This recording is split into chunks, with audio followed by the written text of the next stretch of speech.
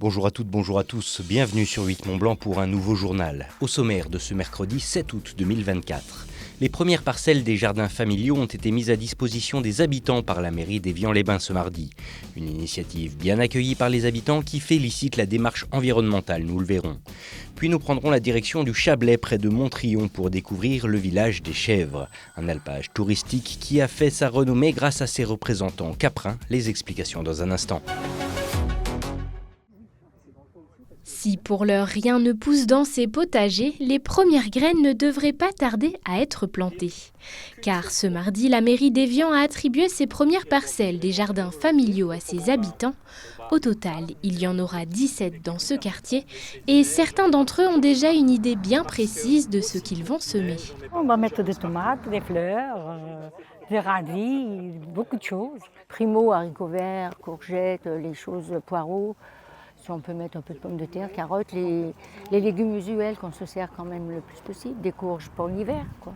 La mairie d'Évian souhaite mettre à la disposition de chacun des quartiers de la ville un jardin comme celui-ci. Le prochain sera inauguré au Parc des Tours et un terrain est toujours en recherche au quartier des Grottes. Une initiative qui est saluée par les habitants. On vit en immeuble, on n'a pas de rez-de-jardin. Et donc du coup, pour faire ses propres légumes, c'est un petit peu compliqué. Et surtout pour acheter un terrain pour cultiver, c'est pas évident non plus. Je suis ravie parce que, outre les jardins familiaux, il va y avoir tout un verger, toute une zone protégée. Et pour ça, moi, c'est hyper important d'habiter avec des arbres, des fruits, des légumes, voilà, et de ne pas construire à tout va sur certaines zones. Ne pouvant pas attribuer une parcelle à chacun des habitants de la ville, la mairie a décidé de favoriser ceux qui n'ont pas la possibilité d'avoir un potager. Une personne qui a la possibilité d'avoir un jardin en rez-de-chaussée, il ne sera pas éligible. Quelqu'un qui a une villa avec son jardin, il ne sera pas éligible. Donc on a regardé un petit peu ces critères et en fonction de ça, les gens font leurs demandes.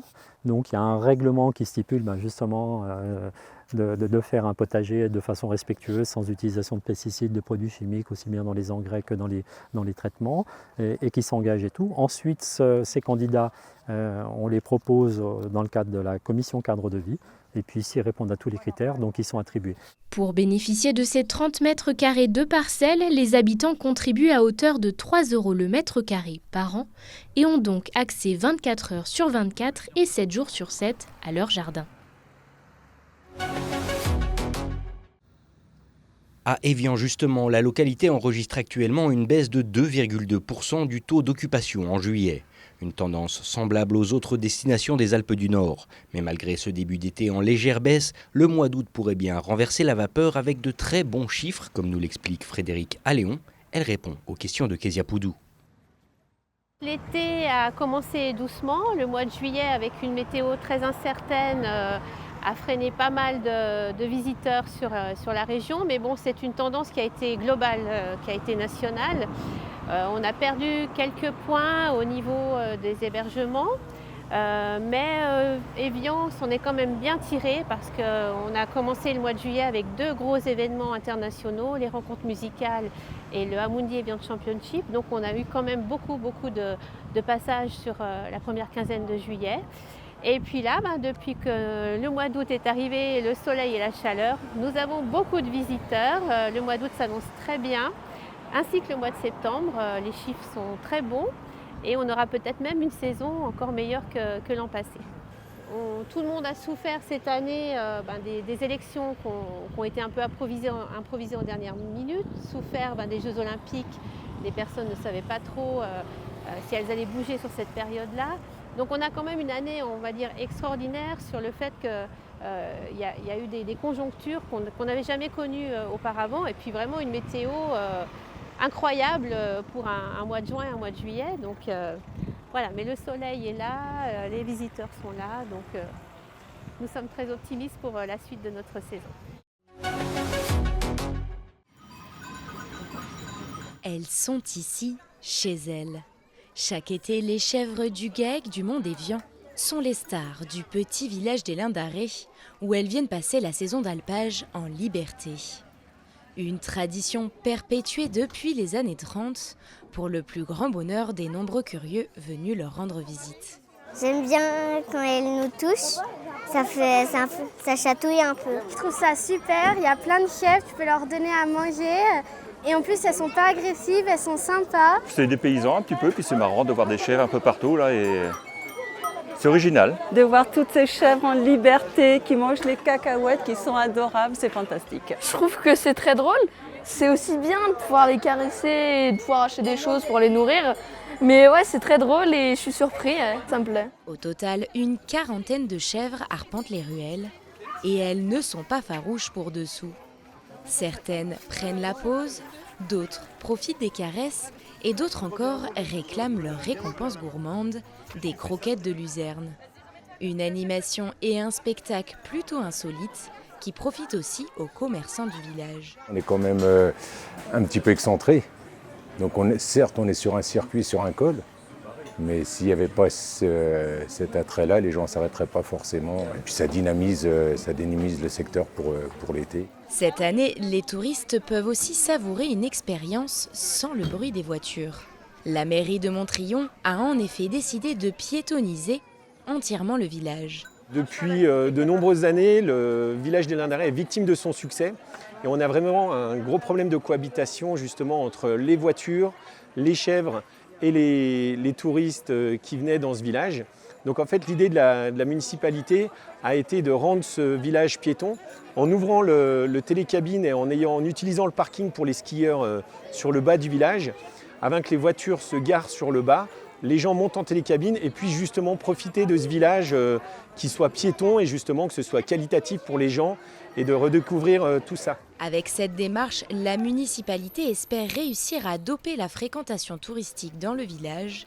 L'été dernier, ce sont environ 100 000 visiteurs qui se sont rendus dans le hameau via les télécabines d'Ardan et les remontées mécaniques. Vous connaissez la rando, mais connaissez-vous la rando croquis ?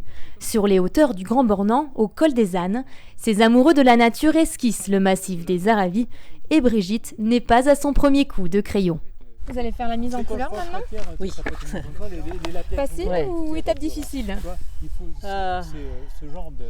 Au départ, très difficile. Mais bon, ça va. Depuis 2 jours, ces jeunes artistes apprennent à dessiner la montagne sous le regard de Vincent et c'est tout un art, voici son secret. La concentration et aussi l'énergie, ce qui est assez paradoxal. Il faut être très spontané, très vif et en même temps très zen. La technique, elle, est simplissime, tout est dans la suggestion des lignes. L'une des techniques justement, c'est d'utiliser des outils qui eux-mêmes, en fait, avec juste quelques traces sur le papier, suggèrent l'orientation des rochers, la matière, en quelques coups de pinceau, alors qu'on aurait tendance à compliquer les choses.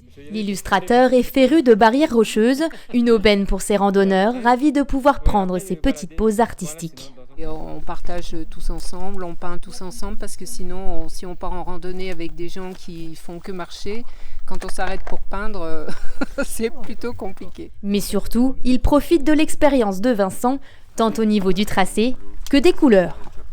Ça là, ouais, il me semble. Jaune indien. Jaune indien, ouais, qui est un peu. Ouais. Du coup, j'ai que ça pour faire des.